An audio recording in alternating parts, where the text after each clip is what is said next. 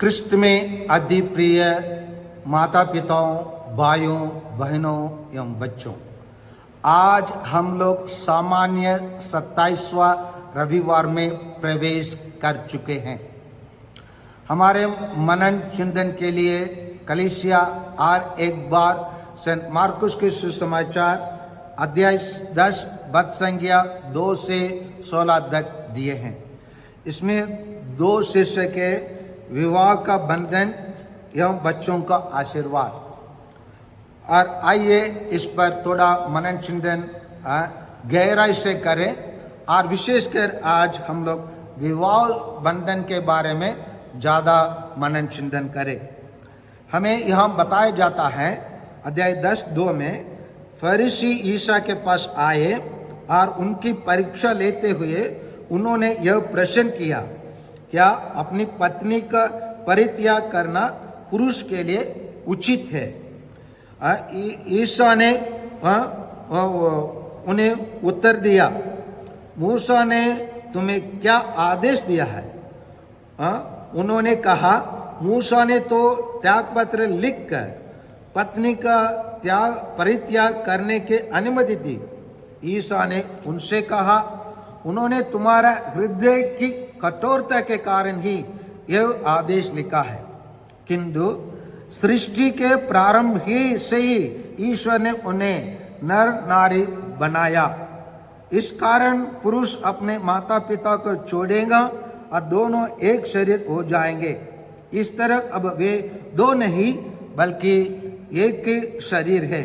इसीलिए जिसे ईश्वर ने जोड़ा है उसे मनुष्य अलग नहीं करे। यहाँ देखते हैं, फरीसी भले उन लोग परीक्षा लेने के लिए प्रभु यीशु से प्रश्न किया, लेकिन मैं अक्सर यही कहता हूँ कि प्रभु यीशु कोई भी अवसर उन्हें मिलता है, वहाँ वो कोई चीज़ को उन्होंने सिखाना चाहते हैं। भले प्रश्न करने वाला किस भी मकसद से उनसे प्रश्न करें, प्रभु यीशु वहीं पर कुछ सही सटीक शिक्षा देने में पीछे नहीं हटते। वो हमेशा सही शिक्षा देने में आगे बढ़ते हैं और सही तरीका से कोई विषय को उनके सामने प्रस्तुत कर देते हैं। यहाँ पर उन लोग जो प्रश्न किया और वो प्रश्न को उत्तर देते हुए उनसे भी प्रश्न किया, उन लोग अपने तरफ के सफाई कर देते हैं। और इसी को देखते हुए हम यहाँ उन लोगों के बीच में जो वार्तालाप हुआ उसी से हम अनुमान कर सकते हैं कि प्रभु यीशु विधि विवरण का ग्रंथ अध्याय 24:1 को उनको बताते हुए क्यों उसके बाद आगे बताते हैं कि उनके मन की कठोरता के कारण वो भी विधि विवरण ग्रंथ अध्याय 24:4-5 में प्रभु यीशु उनके मन की कठोरता के बताते हुए किस कारण से शादी का विवाह रद्द कर सकते हैं उसी को बताते हैं। और बाद में आगे बढ़ते हुए उत्पत्ति ग्रंथ अध्याय 1 और पद संख्या 27 एवं पद संख्या अध्याय 2 पद संख्या 24 के अनुसार प्रभु यीशु शादी विवाह का जो निरंतरता जो रहता है उसी को प्रभु यीशु उनके सामने बताते हैं कि उन लोग अब वे 2 नहीं बल्कि एक शरीर है। इसीलिए जिसे ईश्वर ने जोड़ा है उसे मनुष्य अलग नहीं करे। इसी चीज को प्रभु यीशु उनको स्पष्ट कर देते हैं। आइए प्यारे भाइयों और बहनों, अभी विवाह और विवाह रक्त के बारे में थोड़ा से मनन चिंतन करें, क्योंकि इन दिनों में न्यायालय में देखा जाता है जो गैर ईसाई हैं उनसे अधिक ईसाई लोग न्यायालय के दरवाजों को खटखटाते हैं और खटखटाते हैं। उसका मुख्य विषय है कि विवाह रक्त लेने के लिए, डाइवोर्स लेने के लिए। इसलिए हम डाइवोर्स तो कब होगा? जब शादी होगा। जब शादी, इसके लिए हमें शादी क्या है उसको हम पूर्ण रूप से अच्छे से समझने के लिए, जानने के लिए जरूरत है। जो लोग इसी का जानकारी नहीं है, इसी का परिभाषा नहीं जानते, वही लोग न्यायालय के दरवाजों को खटखटाते हैं।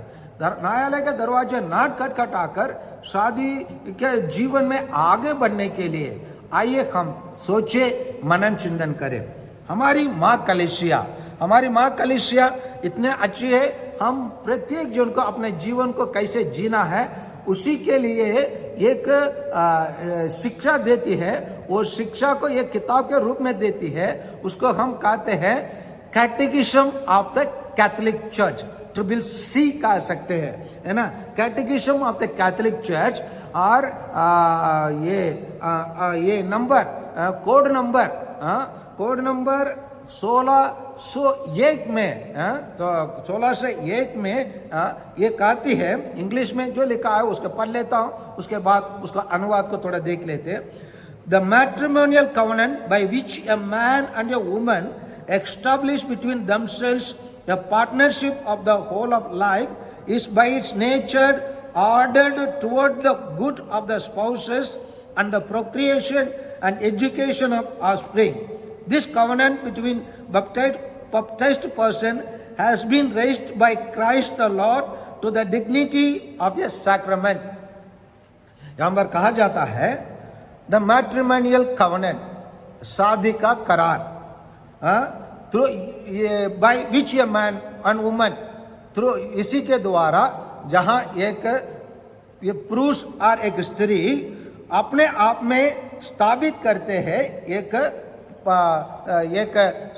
दंपति का जीवन जीने के लिए, कैसे पूर्ण जीवन के लिए, और ये एक दूसरे की भलाई के लिए शादी करते हैं।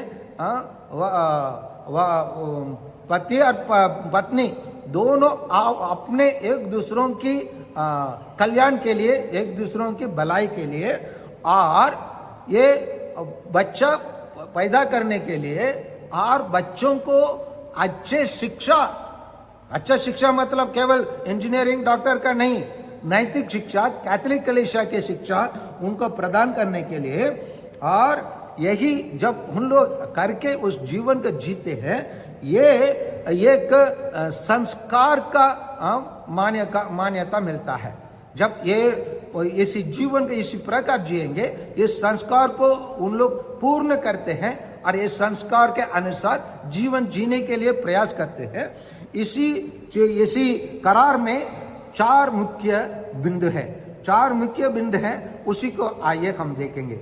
सबसे बड़ा बिंदु है यहाँ उन लोगों का जो प्यार रहता है, वो जो करार रहता है, वो एक दूसरे को आज्ञाकारी बनने के लिए, आज्ञाकारिता पालन करने के लिए, मतलब पत्नी का आज्ञा पालन करेंगे, पति का आज्ञा पालन करेंगे, एक दूसरे की बातों को सुनेंगे और एक दूसरे साथ चलेंगे। और जब उन लोग ऐसे करेंगे और उन लोग एक दूसरे को आज्ञाकारी बनते हैं, ये सबसे पहला कार्य है। और दूसरा है उनका ये वैवाहिक जीवन एक बलिहारी और सैक्रिफिशियल बलिदान का जीवन है। बलिदान का जीवन है, एक दूसरे के लिए अपने जीवन को बलिदान करते हैं। प्रभु यीशु जिस प्रकार हम मानव जाति के लिए क्रूस पर बलिदान हुए, उसी प्रकार विवाह के जीवन के द्वारा पति पत्नी के लिए अपने जीवन को बलिदान करता है, पत्नी पति के लिए अपने जीवन को बलिदान कर कुर्बानी कर उन लोग अपने वैवाहिक जीवन में आगे बढ़ते हैं। ये दूसरा मुख्य अंश है। तीसरा मुख्य अंश है उन लोगों का जीवन फलदायक होता है।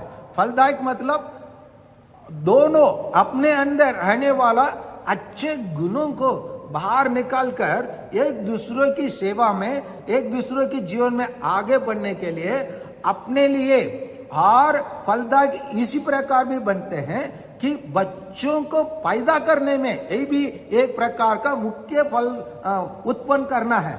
यहाँ उन लोग आपस में एक रात बैठकर चलो हम दोनों शादीशुदा हो गए, हम लोग दोनों निर्णय लेंगे कि हम बच्चा पैदा ही नहीं करेंगे।